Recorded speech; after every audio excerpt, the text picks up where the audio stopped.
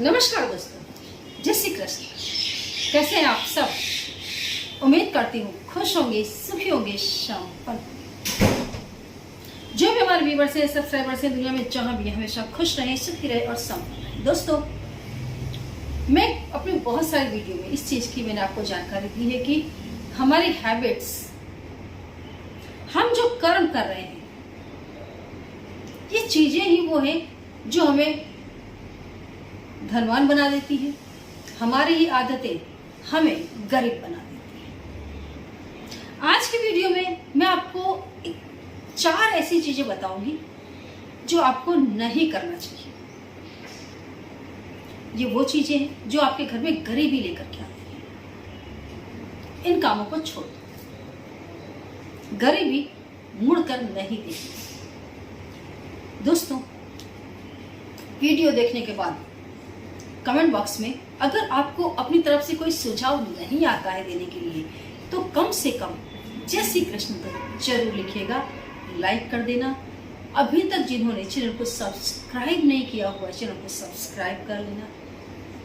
और दोस्तों, जितना ज्यादा हो सके वीडियो को अपने दोस्तों में, यारों में, परिवार में, अपने रिलेटिव्स के यहाँ शेयर करें। अच्छी जानकारी। अभी देखो, आज के जमाने में लोग पैसे कमाने के लिए कैसी कैसी जानकारियां मीडिया में डाल रहे हैं। ये राहु का लक्षण बहुत बड़े पाए पर दिखाई देता है।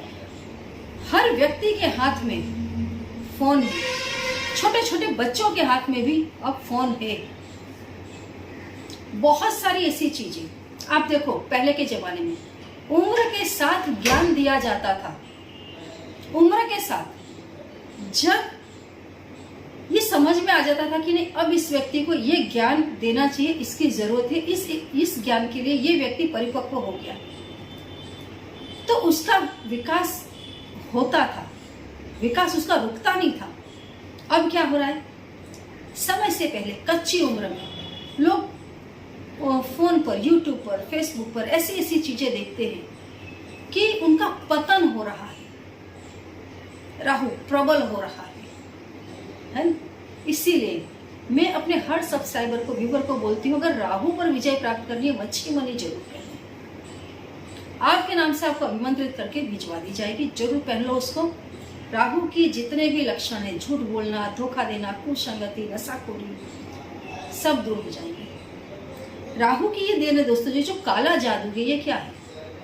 अभी आप देखो, ज्यादातर घरों में लोग काला जादू करते हैं। महिलाएं घर के ही अंदर पुरुषों पर काला जादू करके उनको अपने वश में करती है।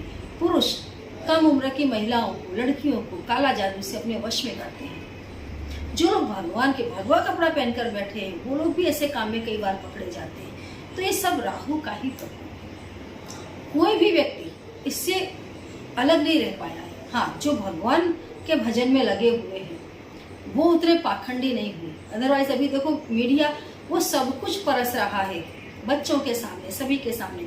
और ये जो है राहु का सबसे बड़ा, राहु को बढ़ाने में सबसे बड़ा योगदान मोबाइल का हो गया है। मोबाइल एक दृष्टि से बहुत अच्छा है अगर आप उसकी अच्छाइयों को देखें, लेकिन जो लोग सिर्फ इसको मनोरंजन का साधन समझ करके यूज कर रहे हैं, गलत जानकारियों को ले रहे हैं। और लोग पैसे कमाने के लिए दोस्तों गजब गजब की गलत जानकारियां देते हैं। गलत, बिल्कुल गलत, बहुत इतना खराब। मतलब ऐसा लगता है कि लोग पैसों के लिए कुछ भी कर सकते हैं। कई महिलाओं को मैं देख रही हूँ कि अपनी प्राइवेट लाइफ, अपनी पर्सनल लाइफ, अपने घर परिवार के छोटे छोटे सी घटनाएं भी पब्लिक के सामने रख देते हैं पैसों के लिए। कितनी गलत बात है। खुद को, अपने शरीर को कैसे शो कर रहे लोगों के सामने सिर्फ पैसों के लिए। पैसे कमाने के और भी बहुत सारे रास्ते होते हैं। इवन पढ़े लिखे लोग भी मैं देखती हूँ। मैंने कई डॉक्टर्स ऐसे देखे कि जो यूट्यूब के अंदर बहुत गंदे तरीके के वो थंबनेल बना करके डालना, फिर लोग अपने आप उसकी तरफ आकर्षित होना, और उनकी चैनल्स कितनी बड़ी बड़ी हो रही है क्योंकि लोगों के दिमाग सड़ चुके हैं, गंदगी को ज्यादा से ज्यादा एब्जॉर्ब कर रहे हैं। पढ़े लिखे लोग भी, सिर्फ मैं ये नहीं बोलती हूँ कि कई घरेलू महिलाएं ऐसा काम कर रही है, नहीं, एजुकेटेड ये लोग भी ऐसा इस चीज समाज में फैला रहे हैं। तो बहुत सारी ऐसी हैबिट्स हमारे अंदर आ जाती है, बहुत कुछ ऐसा हमारे अंदर आ रहा है जो हमको स्पॉइल कर रहा है। वैसे ये तो चलो मैटर अलग था, मैं आपको जो बात बताने के लिए जा रही हूँ वो 4 आदतें बिल्कुल अलग है। सबसे पहला, घर आए मेहमान का कभी अपमान नहीं करना चाहिए। आपने पढ़ा होगा अतिथि देवो भव। कोई इंसान अचानक आपके घर में आके आए बिना बुलाए, वो आपका अतिथि है।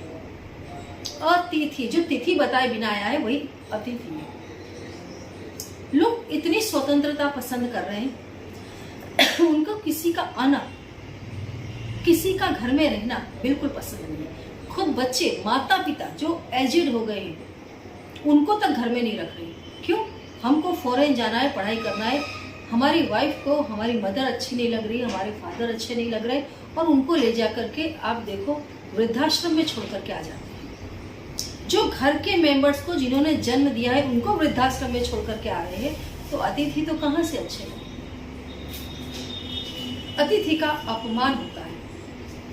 जिस घर में अतिथि का अपमान होगा उस घर का खुद का कभी मान सम्मान नहीं बढ़ेगा। अगर आप चाहते हैं आपका खुद का मान सम्मान बढ़े तो अतिथि का कभी भी अपमान ना करें। पूरी ताकत से उसको मान सम्मान दे, उचित चीजें दे। खाने के समय पर अगर कोई व्यक्ति आया तो खाने के लिए पूछे। कोई साधु संत आपके दरवाजे आ गया है तो जितनी आपकी शक्ति है उतना दान करें, लेकिन दान जरूर करें और अतिथि का सम्मान करें। दूसरी चीज दोस्तों, कभी भी सफेद चीजों का दान संध्या समय में ना करें। जैसे प्याज है, लहसुन है, नमक है, घी है, दूध है। सफेद चीजों में माता लक्ष्मी का वास होता है। सफेद चीज संध्या समय बाहर से लक्ष्मी घर में आनी चाहिए। यही कारण कि संध्या समय दरवाजा खुला रखा जाता है, दरवाजा बंद नहीं किया जाता। जिन घरों में संध्या समय भी दरवाजा बंद रहता है उन घरों में लक्ष्मी जल्दी नहीं आती है। तो संध्या समय आप ऐसी कोशिश करें कि माता लक्ष्मी आपके घर में आए। कभी भी उन चीजों का दान ना करें जिन चीजों के द्वारा माता लक्ष्मी आपके घर से चली जाए। कभी भी संध्या समय सफेद चीज का दान ना करें। तीसरी चीज, संध्या समय या ब्रह्म मुहूर्त कभी भी अपशब्द ना बोले। इस ब्रह्मांड में शब्द ही वो चीजें जो कभी मरते नहीं है। आपने कभी भी किसी को भी कुछ भी बोला है, वो एक न एक दिन अपना वही रूप लेकर के आएगा जिस उद्देश्य से आपने बोला है। हमारे साथ वही होता है जो हम सोचते हैं, जो हम बोलते हैं। हर चीज का क्योर है, लेकिन एक गुजरा हुआ समय लौट कर नहीं आता है। मुंह से निकले हुए शब्द उसको आप बदल नहीं सकते। एक बार किसी को आपने थप्पड़ मार दिया, आप सॉरी बोल दोगे, लेकिन अगर आपने किसी को कुछ ऐसा बोल दिया कि सामने वाले के दिमाग में वो चीज जम गई, तो आपको इसका फल भोगना है। महाभारत में द्रौपदी इसका जीता जागता शब्द इंसान के दिमाग में गजब की असर छोड़ती है।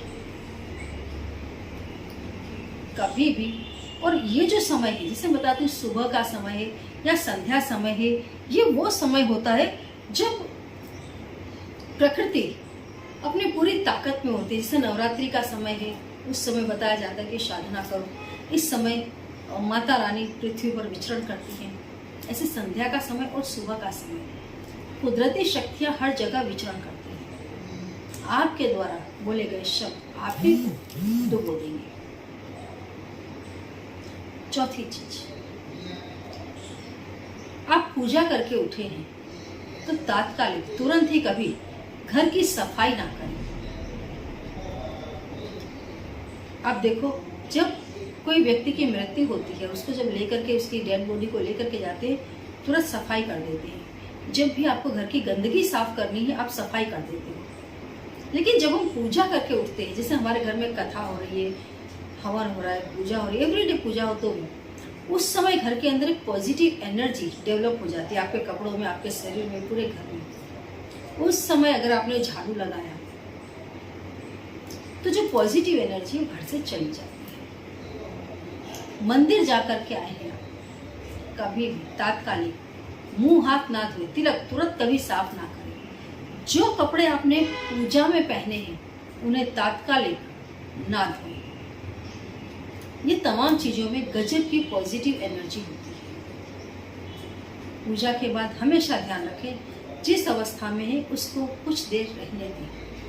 यही कारण है कि मंदिर में पूजा के बाद कुछ देर बैठने का नियम है, ताकि पॉजिटिविटी को आप अच्छे से अपने अंदर उतार सकें।